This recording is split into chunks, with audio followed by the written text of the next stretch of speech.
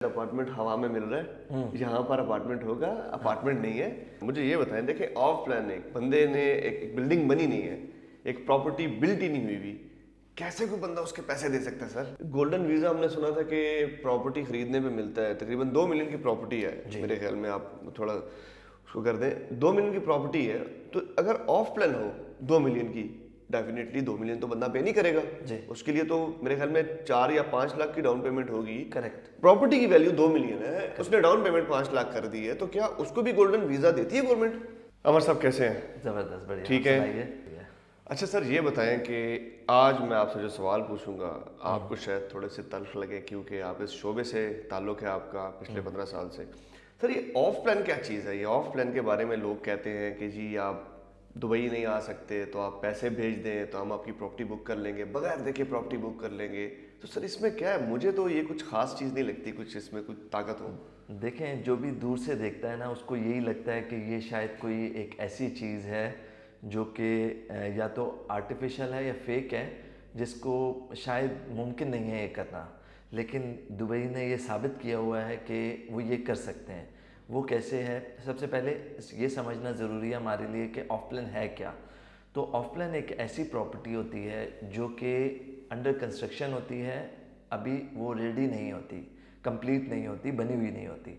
जैसे कि वो 0% से लेकर 99% तक जितने भी परसेंटेज पर उसकी कंप्लीशन है वो ऑफ प्लान ही कहलाएगी। अब जब दुबई के सिस्टम में इस तरह का वो है, जब भी कोई आपको ऑफ प्लान प्रोजेक्ट ऑफ़र किया जाता है तो वहाँ पर आपको आप ऑनलाइन गूगल भी करेंगे तो आपको ये पता चलेगा कि ये, फॉर एग्ज़ाम्पल हम किसी भी प्रोजेक्ट का नाम ले लेते हैं, तो ये प्रोजेक्ट और ये बिल्डिंग एग्जैक्टली कितनी परसेंटेज कंप्लीट है। तो हमें वहाँ से ये पता चल जाता है कि ये ऑफ प्लान तो है लेकिन कितनी परसेंटेज कंप्लीट है। वेरी ऑनेस्टली आपको टोक रहा हूँ दोबारा मैं, मुझे ये बताएं, देखिए ऑफ प्लान एक बंदे ने एक बिल्डिंग बनी नहीं है, एक प्रॉपर्टी बिल्ट ही नहीं हुई भी, कैसे कोई बंदा उसके पैसे दे सकता है सर? अच्छा देखें, बहुत सिंपल सी बात है। पहली बात तो ये कि ये जानना ज़रूरी है कि जो ऑफ प्लान प्रॉपर्टी ख़रीदते हैं वो पेमेंट किसको करते हैं। That is very very important thing. अभी इस चीज़ में जो जो ऑफ प्लान प्रॉपर्टी ख़रीदते हैं, जो बायर होते हैं, वो प्रॉपर्टी की जो पेमेंट करते हैं वो एस्क्रो अकाउंट में करते हैं। एस्क्रो अकाउंट क्या चीज़ है? वो ही अकाउंट है जहाँ पे डिपॉजिट तो किया जा सकता है, पेमेंट ट्रांसफ़र तो होती है, लेकिन विड्रॉल नहीं होती। विड्रॉल होती है विद कुछ रूल्स रेगुलेशन को फॉलो करते हुए, और वो भी कॉन्ट्रैक्टर को होती है, वो एक्सपेंसेस के लिए होती है। इसका मतलब ये है कि आप पेमेंट डेवलपर को नहीं कर रहे होते, आप पेमेंट कर रहे हैं दुबई लैंड डिपार्टमेंट को, और दुबई लैंड डिपार्टमेंट इसकी जामिन है, इसको मेक श्योर करती है कि आपकी जो पेमेंट है सिर्फ़ और सिर्फ कंस्ट्रक्शन के लिए यूज़ होती है। मैं आपको यहाँ पे एक चीज़ ऐड करना चाहूँगा। जो डेवलपर है वो जो भी जब भी कोई प्रोजेक्ट लॉन्च करता है तो वो प्रोजेक्ट की ज़मीन ख़रीदता है। अब ज़मीन की कीमत जो है इट्सेल्फ तकरीबन 30% of the value of the building है, मतलब 30% आपकी जो बिल्डिंग की कीमत है वो ज़मीन की है, और वो कौन ख़रीद रहा है? वो डेवलपर ख़रीद रहा है। अब डेवलपर को तकरीबन 30% पेमेंट या तो लैंड डिपार्टमेंट में डिपॉजिट करनी है, या उनके गारंटीज देनी है, या 30% बिल्डिंग कंप्लीट करनी है, तब जाके वो बिल्डिंग लॉन्च कर सकते हैं बेचने के लिए। ठीक है। अब जबकि मतलब आपके 60% तो डेवलपर ने अपनी तरफ से पे कर दिया। ठीक है। अब जब आप पेमेंट करना शुरू करते हैं, आप पेमेंट कैसे करते हैं ऑफ प्लान की? 5%, 10%, 20%, ज़्यादा से ज़्यादा। ठीक है। तो वो पेमेंट जो जाती है वो लैंड डिपार्टमेंट के अकाउंट में जाती है। इसका मतलब ये है कि आप जब तक पेमेंट करते रहते हैं, डेवलपर के अपना अमाउंट भी एक ऑन होल्ड है, और आपका अमाउंट भी लैंड डिपार्टमेंट में पड़ा हुआ है, सिर्फ वो कंस्ट्रक्शन के लिए यूज़ होता है। अब क्या होता है, जब वो बिल्डिंग रेडी होती है तो डेवलपर ने अपना 100% काम किया होता है, आपको बिल्डिंग हैंड ओवर कर देते हैं, अपार्टमेंट हैंड ओवर कर देते हैं, लेकिन अभी उसको उसका जो प्रॉफिट अमाउंट और कैपिटल अमाउंट नहीं मिलता लैंड डिपार्टमेंट से। वो कब मिलता है? वो 1 साल के बाद मिलता है, जबकि जो हमारा वारंटी पीरियड होता है वो ख़त्म होता है, तब वो जाके देते हैं। अच्छा, 1 साल की वारंटी भी होती है सर? जी बिल्कुल, किसी भी चीज़ की। अच्छा, मतलब आप कह रहे हैं कि ऑफ प्लान वो चीज़ है जो अभी बनी नहीं है और उसको आप खरीद रहे हैं, और ये सब चीज़ें कंट्रोल्ड है लैंड डिपार्टमेंट के पास। करेक्ट। एक और चीज़ मैं यहाँ पे ऐड ज़रूर करना चाहूँगा कि जब आप कोई भी रेडी प्रॉपर्टी खरीदते हैं तो रेडी प्रॉपर्टी ऑलरेडी यूज्ड होती है, कम ही रेडी प्रॉपर्टीज आपको नहीं मिलती हैं, ब्रांड न्यू मिलती हैं, ठीक है। तो ऑफलाइन इसीलिए ख़रीदी जाती है क्योंकि वो ब्रांड न्यू होती हैं, जब ऑन कंप्लीशन वो ब्रांड न्यू होती हैं और वो उस टाइम के लेवल, उस टाइम के हिसाब से मॉडर्न प्रॉपर्टी होती है। जैसे कि हम इस चीज़ को लेके चलते हैं 2002-2008 तक हमें कोई भी बिल्डिंग जो मिलती थी वो एक नॉर्मल बिल्डिंग होती थी जहाँ पर या तो स्विमिंग पूल होता था या नहीं होता था। 2008 के बाद जो बिल्डिंग लॉन्च हुई या 2006 के बाद, तो वहाँ पे जिम और स्विमिंग पूल होता था, फिर कुछ ही बिल्डिंग्स में किड्स प्ले एरिया होता था। अभी फिर उसके बाद 2013 से 16-18 तक जो बिल्डिंग्स लॉन्च हुई वहाँ पे किड्स प्ले एरिया आया। अब 2016 के बाद जो बिल्डिंग्स लॉन्च हुई उनमें क्या आया, उनमें किड्स प्ले एरिया के साथ Steam, sauna. Park, sauna, steam, there are so many thing. और अभी आप अगर किसी भी डेवलपर को देखते हैं तो डेवलपर्स के दरमियान में कंपटीशन किस चीज़ का है, 30+ amenities, 50+ amenities, work here, live here, मतलब इस तरह की चीज़ें अब आ रही हैं। तो अब उन बिल्डिंग्स को जो कि ऑफ प्लान है और ब्रांड न्यू है, जो आने वाली हैं, जो मॉडर्न है आज के टाइम के हिसाब से, हम उनको अपनी पुरानी बिल्डिंग्स के साथ कभी भी कंपेयर नहीं कर सकते। अच्छा ये बताएं, देखें एक बंदे ने प्रॉपर्टी तो ले ली है, अब लेट्स सपोज मैं ऑफ प्लान ले रहा हूँ। ऑफ प्लान में मुझे एक तो नुकसान लगता है खुद से कि मैंने वो प्रॉपर्टी देखी भी नहीं है अपनी आंखों से, एग्जिस्टिंग प्रॉपर्टी मैंने नहीं देखी। तो जो बिल्डर मुझे दिखाता है, तो क्या बिल्डर वही चीज़ आपको डिलीवर भी करता है या नहीं करता है? ये इसके लिए भी कोई पॉलिसी है यहाँ पे दुबई में? देखें, सबसे पहली बात तो ये ना कि आपको ये जानना है कि जब भी कोई ऑफ प्लान प्रोजेक्ट लॉन्च होता है, जब वो मार्केट में आता है बिकने के लिए, तो उनकी एक एक चीज़, इवन पर स्क्वायर फीट, एक एक स्क्वायर फीट में क्या क्या लगेगा, कैसी टाइल होगी, कैसी फिनिशिंग होगी, क्या मटेरियल यूज़ हो रहा है, कहाँ पे टॉयलेट है, कहाँ पे किचन है, कहाँ पे बेडरूम है, कैसा व्यू है, डायरेक्शन तक, नॉर्थ, वेस्ट, ईस्ट, साउथ, ये सब चीज़ें तय कर दी जाती हैं और लैंड डिपार्टमेंट में रजिस्टर होती हैं। अगर के कोई भी डेवलपर लेट से आपको कुछ दिखाता है, आपको बहुत प्यारी प्यारी चीज़ें दिखाता है, लेकिन वो कंप्लीट नहीं करता वो सारी चीज़ों को, आप क्लेम कर सकते हैं लैंड डिपार्टमेंट में।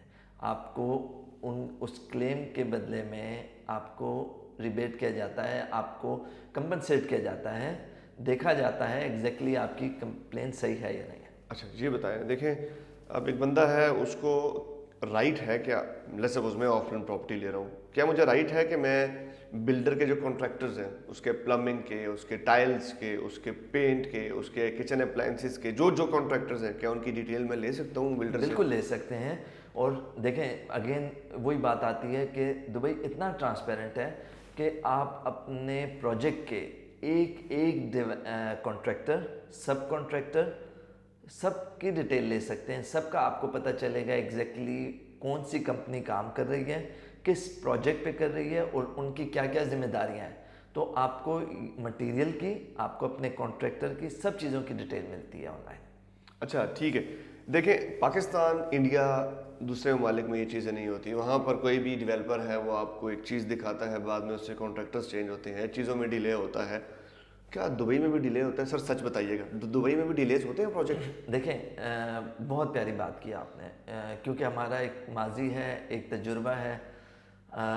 बहुत सारे लोग जो यहाँ पे दुबई में रहते हैं और उन्होंने स्पेशली हमारे वक्तों में ज्वाइन किया है, तो वो जब भी पैसे कमाते थे तो वो पैसे अपने होम कंट्री भिजवाते थे और वहाँ पे वो उनको एक प्रॉमिस होता था कि 1 साल में कंप्लीट होने वाला है, 2 साल में कंप्लीट होने वाला है, आपको इतने टाइम में ये प्रोजेक्ट कंप्लीट होके मिलेगा।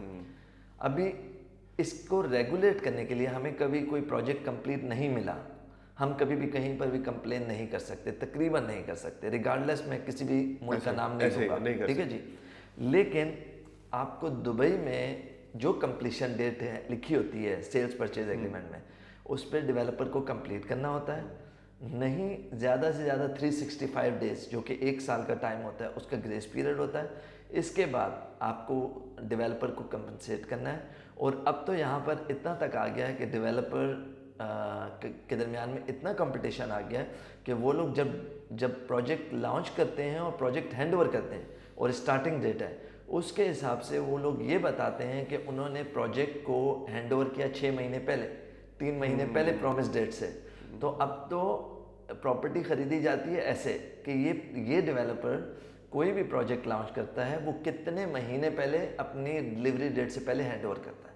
अच्छा, और ये जो ऑफलाइन के प्रोजेक्ट्स हैं नॉर्मली आई थिंक वो लोग लेते हैं जिनका बजट कम होता है, कुछ वो लोग लेते हैं जो प्रॉफिट के लिए काम करते हैं, जो कहते हैं कि जी हम लेंगे और बाद में इसको सेल करेंगे। एक तो मुझे इसमें अच्छी बात ये नज़र आई है कि आपकी इन्वेस्टमेंट अमाउंट कम है, उसका प्रॉफिट ज़्यादा आता है। क्योंकि लेट्स सपोज अगर आप 1 मिलियन की कोई भी प्रॉपर्टी लेते हैं, उसका आप डीएलडी पे करेंगे, उसको आप सेल करेंगे हार्डली 1 लाख दिरहम मजीद में, तो मतलब आपकी 1 मिलियन की प्रॉपर्टी के ऊपर आपको 1 लाख दिरहम मिल रहा है। दूसरी तरफ आप 1 मिलियन की प्रॉपर्टी है ऑफ प्लान जिसकी डाउन पेमेंट आप 2 लाख करते हैं, 4 लाख 40% के बाद आपने उसको ट्रांसफ़र कर सकते हैं, उसको आप सेल कर सकते हैं। तो अगर 40% के बाद वो बंदा उस प्रॉपर्टी से 70,000 या 80,000 भी अर्न कर रहा है, तो उसका प्रॉफिट मार्जिन उधर से 1 मिलियन पे 1 लाख मिल रहा है 10%, यहाँ पर 5 लाख पे उसको तकरीबन 1 लाख मिल रहा है, मतलब 20 से 30%। तो क्या कहते हैं कि इसलिए भी ये ऑफ प्लान का बिजनेस अच्छा है लोगों के लिए। कुछ लोग हैं ना पैसा कमाना चाहते हैं। देखें, सबसे पहली बात तो ये आपको 2 चीज़ें समझनी होंगी। ऑफ प्लान प्रॉपर्टी खरीदते कौन है? 2 तरह के लोग ऑफ प्लान प्रॉपर्टी खरीदते हैं। एक तो जिनकी इनकम कम होती है, ड्रीम होता है, ख्वाब होते हैं उनके प्रॉपर्टी खरीदने के, ठीक है। तो वो लोग क्या करते हैं कि वो लोग प्रॉपर्टी की डाउन पेमेंट करके स्लोली पेमेंट करते हैं, और वो ज़्यादातर वही प्रॉपर्टीज़ खरीदते हैं जिनमें पोस्ट हैंड ओवर होता है, 3 साल, 2 साल, 4 साल, इस तरह के पेमेंट प्लान। हमने तो पोस्ट हैंड ओवर 5 साल भी देखे हैं, ठीक है। अब इसके अलावा आप देखेंगे बहुत अमीर लोग, बहुत ही अमीर लोग, बिजनेसमैन, वो लोग ऑफलाइन प्रॉपर्टीज़ खरीदते हैं। वो क्यों ऑफलाइन प्रॉपर्टीज़ खरीदते हैं? क्योंकि उनका जो पैसा है वो बिज़नेस में इन्वेस्ट होता है, जहाँ से उनको जो वो बिज़नेस करते हैं वहाँ से एक सर्टेन इनकम होती है। वो अपने कैपिटल को नहीं लगाते, वो अपने इनकम को लगाते हैं, ठीक है जी। तो ये चीज़ समझने की ज़रूरत है। किसी भी बिजनेसमैन के लिए जो सबसे इम्पॉर्टेंट चीज़ है वो उसका कैपिटल है। लेट्स से कोई गोल्ड ट्रेडिंग कर रहा है, गोल्ड मैन्युफैक्चरिंग कर रहा है, कोई भी जैसे कि इवन मोबाइल्स की शॉप है उसकी, तो उसको एक सर्टेन अमाउंट उसके बिजनेस में लगा हुआ है। उस सर्टेन अमाउंट से वो प्रॉफिट लेता है। अब वो प्रॉफिट जो है उसकी ज़रूरियात ज़िंदगी से ज़्यादा हो गया है, तो वो क्या करेगा, वो जाके प्रॉपर्टी ख़रीदता है, ठीक है। तो आपके सामने 2 किस्म के बायर्स हैं। जबकि अगर आप उनका कैपिटल देखें, उनके पास उनके एसेट्स देखें, तो उनके एसेट्स, फॉर एग्जांपल कोई बंदा आपके पास आया, उसने कहा मुझे 3 मिलियन का टाउन हाउस लेना है, तो अगर आप उनके एसेट्स वैल्यूएट करेंगे तो उसके पास एसेट्स होंगे 15 मिलियन के, लेकिन वो 3 मिलियन की प्रॉपर्टी पेमेंट प्लान पे ले रहा है 10% दे के। वो क्यों? वो एक तो अपने आप को सिक्योर करता है, ठीक है। दूसरे नंबर पे वो अपने बिजनेस से जो इनकम का एक खास हिस्सा है वो इसकी प्रॉपर्टी की परसेंटेज को देता है। अब दूसरा बंदा है, एक और बंदा जो कि जॉब करता है, जिसकी सैलरी है 15,000, 20,000, 35,000 पर मंथ, ठीक है। अब वो क्या करता है कि अपने घर के एक्सपेंसेस को कम करके यहाँ पर पेमेंट प्लान पे प्रॉपर्टी खरीद लेता है। तो 3 साल बाद, 5 साल बाद उसके पास एक प्रॉपर्टी बन जाती है, फिर वो मालदार हो जाता है, फिर उसके पास पैसे आ जाते हैं। एग्जैक्टली। अच्छा, एक चीज़ बताएं मुझे। देखिए, यहाँ पर लोग ऑफलाइन ख़रीदते हैं, ऑफलाइन में प्रॉपर्टीज़ परचेज करते हैं। नॉर्मली हमने देखा है कि कौन सा सही वक्त है प्रॉपर्टी ऑफलाइन में लेने का, क्योंकि मैंने सुना है कि कुछ लोग कहते हैं कि जी अभी लॉन्च नहीं हुआ सर, EOI जमा करवा दें, एक्सप्रेशन ऑफ इंटरेस्ट जमा करवा दें सर, 30,000 40,000 का। सर प्रोजेक्ट की लॉन्च है हफ्ते के बाद, 10 दिन के बाद। सर ये क्या कहानी है? ये भी को मुझे अजीब मंतक लगती है। देखें, इसमें भी चीज़ों को समझने की ज़रूरत है। इसीलिए मतलब हम लोग ये अक्सर कहते हैं कि आप लोगों को एक अच्छे रियल एस्टेट एजेंट को कांटेक्ट करना चाहिए। उसकी वजह ये है कि देखें, हर प्रोजेक्ट में, हर बिल्डिंग में, चाहे वो टाउन हाउस प्रोजेक्ट है, विलास प्रोजेक्ट है, या वो बिल्डिंग है, इनमें एक यूनिक अपार्टमेंट्स होते हैं, मोस्ट डिमांडेड प्रॉपर्टीज़ होती हैं। जैसे कि विलाज में अगर आपका विला पार्क फेसिंग है या नियर टू कम्युनिटी सेंटर है जहाँ पे स्विमिंग पूल, जिम है, तो वहाँ पर आपका विला अगर होगा या नियर टू एंट्रेंस है, तो उसके जब आप रीसेल करते हैं तो उसकी सेलिंग प्राइस आपको अच्छी मिलेगी, या आपको उसकी एप्रिसिएशन ज़्यादा है, ठीक है, या उसके टेनेंट्स आपको जल्दी मिल जाएंगे, ठीक है। इसी तरह कोई भी बिल्डिंग है, अब लेट्स से जब भी कोई बिल्डिंग लॉन्च होती है, जैसे अभी दुबई आइलैंड है, तो दुबई आइलैंड में जब बिल्डिंग लॉन्च होती है तो एक होता है सी व्यू जो कि समंदर की तरफ दिखता है, और बाकी जो है नॉर्मल वो समंदर वाला तो आपको वो तो लॉन्च वाले दिन नहीं मिलता, इतना तो मुझे भी पता है, ठीक है। अब ये आपने बहुत ही उससे पहले गायब हो जाता है, खुलासा कर लिया, ठीक है ना, तो वो नहीं मिलता। अब वो किन को मिलेगा? वो उनको मिलेगा जिन्होंने हफ्ते पहले, 10 दिन पहले, 15 दिन पहले उन्होंने अपने EOIs जमा करा दिए। अब ये कैसे जमा होते हैं? अगर आप डेवलपर के ऑफिस में जाते हैं और एक एजेंट जाता है 10-12 यूनिट्स की EOIs लेके, तो वो ज़्यादा जो प्रेफरेंस है वो उन्हीं को दी जाती है जो कि मल्टीपल यूनिट्स खरीद रहे होते हैं। तो इसीलिए आप किसी भी एक रजिस्टर्ड फर्म के साथ कांटेक्ट करें, और वो आपके लिए जो बेसिकली जो सबसे बेहतरीन यूनिट है, देखें बहुत सिंपल सी बात है कि आपको दिखने में पता चल जाता है कि इस बिल्डिंग में या इस टाउन हाउसेस कम्युनिटी में कौन सा विला मुझे ख़रीदना है, ठीक है। अब वो प्रॉपर्टी आपको जो ख़रीदनी है वो आपने सिर्फ नहीं खरीदनी, आपके अलावा हज़ारों लोगों ने भी वही प्रॉपर्टी खरीदनी है। अब वो मिलेगी किसको? वो मिलेगी उसी को जिसने हफ्ते पहले, 10 दिन पहले, 15 दिन पहले अपने EOIs जमा करा दिए हैं।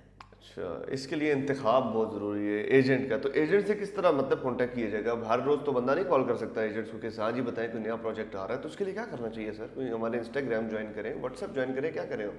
देखें सिंपल सी बात है, यहाँ पर अभी इंफॉर्मेशन बहुत आसानी से मिल जाती है। आप किसी भी एजेंट के ब्रॉडकास्ट लिस्ट में आ जाएं, आपको वो डिटेल्स भिजवाते रहते हैं।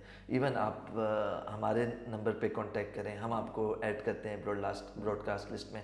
हमारा हर डेवलपर के साथ, हम लोग हर तकरीबन डेवलपर के साथ हर वीक में कांटेक्ट करते हैं। हमें पता चलता है कि कौन सा प्रोजेक्ट किस महीने में वो लॉन्च कर रहे हैं, कहाँ अभी सिर्फ और सिर्फ प्लॉट ख़रीदा गया है और अगले 2 महीनों में, 3 महीनों में ये प्रोजेक्ट लॉन्च होने वाला है, ये बेहतरीन लोकेशन है।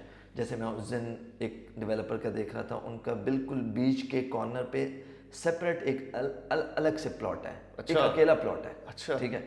और वो प्लॉट के मैं तकरीबन 3 डायमेंशन देख रहा हूँ फुल सी व्यू से, ठीक है। अब ये प्रोजेक्ट किसको पता चलेगा, कितनी देर में पता चलेगा, ये एक वही सवाल है जो आप अभी पूछ रहे हैं मुझसे।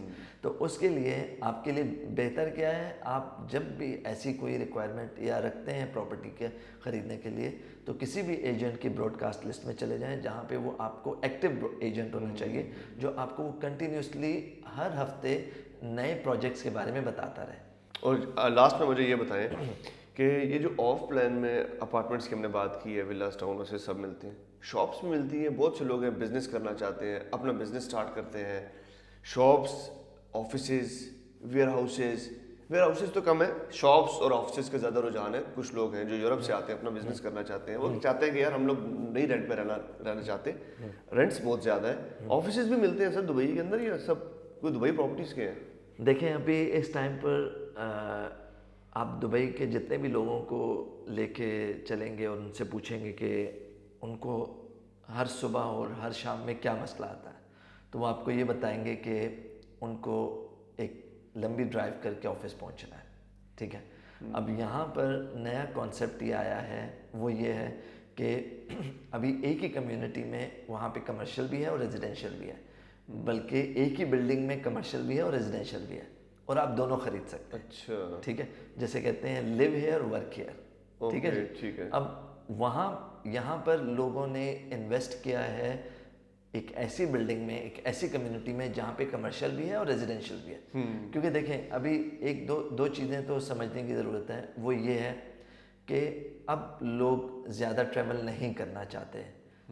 दुबई में एक ख़ास नंबर की पॉपुलेशन आ चुकी है और मज़ीद आने वाली है, मज़ीद बढ़ रही है, मज़ीद बढ़ रही है। इन्होंने रोड पर आना है सुबह के टाइम पर भी और शाम के टाइम पर भी। अब उसके लिए हमारी ज़रूरत ये है कि हमें एक ऐसा प्रोजेक्ट मिले जहाँ पर कमर्शियल भी हो, रेजिडेंशियल भी हो। एक और चीज़ जो है वो ज़रूरी है कि हमारे बहुत सारे बिजनेसेस ऑनलाइन चले गए हैं, थ्रू एप्लीकेशन, थ्रू वेबसाइट्स।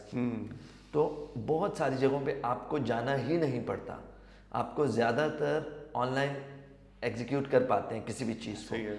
लेकिन उसके लिए ज़रूरी क्या है अभी, उसके लिए ज़रूरी ये है कि आप कहीं ऐसी जगह पे रहते हो जहाँ पे आप रह भी सकें और जहाँ पे आप साथ ही काम भी कर सकें। और अभी इसी चीज़ को ऐड करना चाहूँगा कि एक ख्वाब था, एक सोच थी कि कोई ऑनलाइन प्रॉपर्टी खरीद सकता है। जैसे कि हम लोग मोबाइल खरीदते हैं, कंप्यूटर खरीदते हैं, जूते खरीदते हैं, कपड़े खरीदते हैं। आज देखें घर में बैठे हुए ज़्यादातर लोग जो हैं, ख़वातीन जो हैं, वो कपड़े घर में खरीदती हैं बैठे हुए, वो उनको जाने की ज़रूरत नहीं पड़ती। खाना आ जाता है, सब कुछ ऑनलाइन है। एक बहुत बड़ा बिजनेस ऑनलाइन हो गया है, ऑनलाइन में कन्वर्ट हो गया। इसी तरह प्रॉपर्टी भी ऑनलाइन खरीदी जाती है। और इवन गाड़ियां भी मैंने देखी हैं। पहले तो लोग जाते थे गाड़ियों के लिए, बर्बर शोरूम पे फिरते थे, अब तो गाड़ी देखते हैं ऑनलाइन, उसकी रिपोर्ट आती है, जो कंसर्न कंपनीज हैं और उधर से डन करते हैं, गाड़ी उनके घर पहुंचती है, पेमेंट करते हैं, अल्लाह हाफिज। करेक्ट। अभी देखिए मैं आपको बहुत सिंपल सी बात करता हूँ। अभी आपको एक आईफोन खरीदना है, आपके पास दो ऑप्शन है, या तो आप लॉन्च वाले दिन से एक दिन पहले जाके खड़े हो जाएं 8-8 घंटे के लिए, आप आईफोन भी खरीद रहे हैं, पैसे भी दे रहे हैं और लाइन में भी खरीद रहे हैं, लाइन में भी खड़े हैं। दूसरे नंबर पे आपके पास ऑप्शन ये है कि आप ऑनलाइन बुक करते हैं राइट ऑन टाइम, और आपके ऑफिस में या घर पर वो आईफोन डिलीवर कर देते हैं। कौन सा अच्छा है? पैसे तो आपने दोनों में एक ही दिए, डेफिनेटली, बट प्रॉपर्टी और आपको आईफोन मिला भी वही है जो कि आपको दुकान पे मिलना है। ऐसा ही है बिल्कुल। देखिए अब जो चीज़ समझ आती है कि हम इस मुद्दे पे पहुंचे हैं कि ऑफ प्लान बेसिकली सबसे बेस्ट इन्वेस्टमेंट का रास्ता है। कम पैसे देकर आप अच्छा प्रॉफिट अर्न कर सकते हैं। एग्जैक्टली। दूसरा मुझे ये बताएं कि ये प्रॉपर्टीज लोग सेल करते हैं तो कितने टाइम के बाद सेल कर सकते हैं, जो ऑफ प्लान होते हैं, अभी कंस्ट्रक्टेड नहीं होती, बनी नहीं होती? देखें सबसे पहले इस चीज़ को समझने की ज़रूरत है। यहाँ पे एक चीज़ है जो कि बहुत सारे इन्वेस्टर्स को समझ नहीं आती, मतलब जो उनको पता नहीं चलता, वो ये है कि सेल्स परचेज एग्रीमेंट जो है ना, वो एग्जैक्टली बता रहा होता है कि आप कितने परसेंटेज पे करने के बाद ही रीसेल कर सकते हैं। ये चीज़ को समझने की ज़रूरत है। कोई आपको बोलेगा 20% पे कर सकते हैं, कोई बोलेगा 30% पर पे कर सकते हैं। ये सेल्स परचेज एग्रीमेंट में लिखा होता है एग्जैक्टली कि आपको कितनी % पेमेंट करने के बाद आप उसको रीसेल कर सकते हैं। और सेल परचेज एग्रीमेंट हर डेवलपर का डिफरेंट होता है। देखें सबसे पहली दो चीज़ें हैं कि जो स्टैंडर्ड पॉइंट्स हैं ना, वो सबके एक हैं। लैंड डिपार्टमेंट उसको रेगुलेट करता है, बल्कि लैंड डिपार्टमेंट चाहे वो सेल्स परचेज एग्रीमेंट है या वो टेनेंसी कॉन्ट्रैक्ट है, दोनों के बारे में यही कहता है कि कोई भी एक पॉइंट जो कि रूल्स रेगुलेशन के अगेंस्ट है, वो पॉइंट जो है वो माना ही नहीं जाएगा। ठीक है, ओके, तो ठीक है। डेवलपर ने सेल्स परचेज एग्रीमेंट में क्लियरली लिखा होता है कि आप 30% पे सेल कर सकते हैं, 40% पे कर सकते हैं। मोस्टली प्रोजेक्ट्स जो बिकते हैं वो 30-40% पे बिक सकते हैं। ठीक है, आखिर में ये बताएं मुझे कि गोल्डन वीज़े के बारे में हमने सुना था। गोल्डन वीज़ा हमने सुना था कि प्रॉपर्टी खरीदने पे मिलता है, तकरीबन 2 मिलियन की प्रॉपर्टी है मेरे ख्याल में, आप थोड़ा उसको कर दें। 2 मिलियन की प्रॉपर्टी है, तो अगर ऑफ प्लान हो 2 मिलियन की, डेफिनेटली 2 मिलियन तो बंदा पे नहीं करेगा जी। उसके लिए तो मेरे ख्याल में 4 या 5 लाख की डाउन पेमेंट होगी। करेक्ट। प्रॉपर्टी की वैल्यू 2 मिलियन है, उसने डाउन पेमेंट 5 लाख कर दी है, तो क्या उसको भी गोल्डन वीज़ा देती है गवर्नमेंट?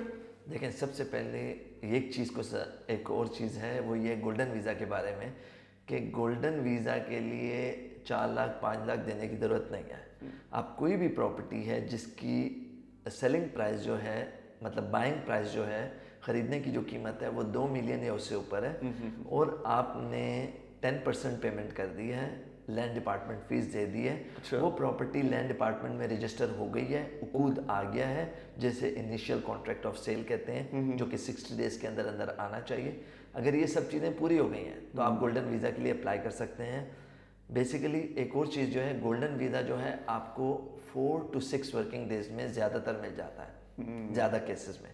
तो वो भी बहुत आसान कर दिया गया है। पहले यहाँ पर 2 से 3 हफ्तों के लिए, मतलब 15 to 21 डेज आपको रुकना पड़ता था, तब आपको आपका गोल्डन वीज़ा मिलता था। लेकिन अब 4 दिन के अंदर अंदर आपको गोल्डन वीज़ा मिल जाता है, अगर आपके डॉक्यूमेंट्स पूरे हैं और कोई प्रॉब्लम नहीं है उन डॉक्यूमेंट्स में। और सेम आपको फैसिलिटीज मिलती हैं जिस तरह के रेजिडेंस वीज़े में मिलती हैं, गोल्डन वीज़े में ही आपको ड्राइविंग लाइसेंस ले सकते हैं, इंश्योरेंस, मेडिकल। आप यहाँ के रेजिडेंट हैं, आप अच्छा, यहाँ के रेजिडेंट बन शहरी गए, हैं, पक्के रेजिडेंट बन गए, आप मतलब यहाँ पे वो रह सकते हैं, Exactly, प्रॉपर्टी और वो भी खरीद के। 10 साल के लिए। अच्छा अच्छा अच्छा। और एक और चीज़ गोल्डन वीज़ा में ये है कि आपको 6 महीने के अंदर आने की ज़रूरत नहीं है वापसी।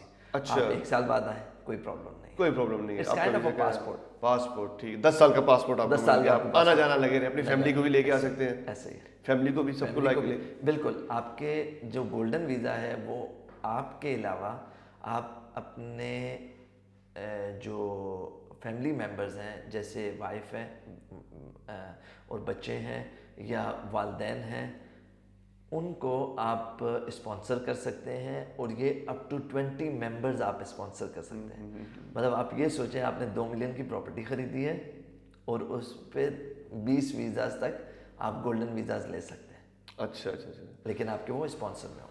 हाँ जी, बहुत बहुत शुक्रिया अमर साहब। हमने कहा आज ज़रा आज से ऑफ प्लान के बारे में डिस्कस करें। पहले तो हम समझते थे कि शायद अपार्टमेंट हवा में मिल रहा है, यहाँ पर अपार्टमेंट होगा, अपार्टमेंट नहीं है। तो बहुत से लोग थे जिनको आइडिया नहीं था कि ऑफ प्लान होता क्या है, ऑफ प्लान की प्रॉपर्टी परचेज कैसे की जाती है, उसके अंदर क्या मसाइल पेश आते हैं, और ये सब सवाल मैंने आपसे पूछे हैं। ये तकरीबन सब सवाल लोगों के जहन में है। आपके वक्त का बहुत शुक्रिया, अपना ख्याल रखिएगा। बहुत बहुत शुक्रिया।